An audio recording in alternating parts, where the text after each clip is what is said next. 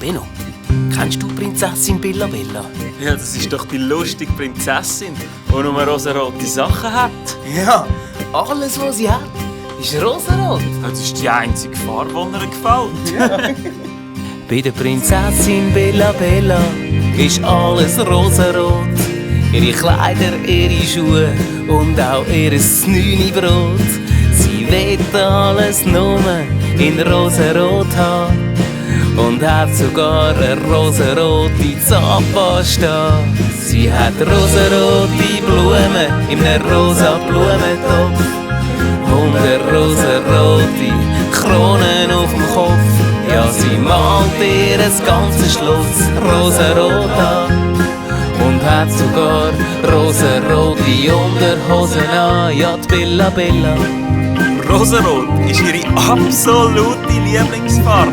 Ja, sie will keine andere Farbe als rosa. Ja, sie hat wirklich nichts, wo nicht rosarot ist. Ihr Bett, ihr Kleiderschrank und auch ihr Tisch.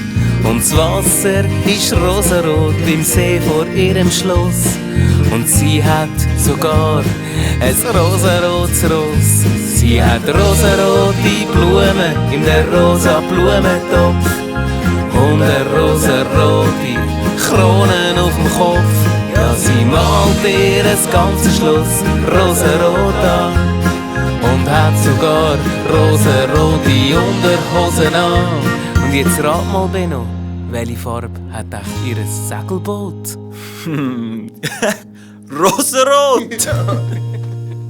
Sie hat rosarote Blumen in einem rosa Blumentopf und eine rosarote Krone auf dem Kopf.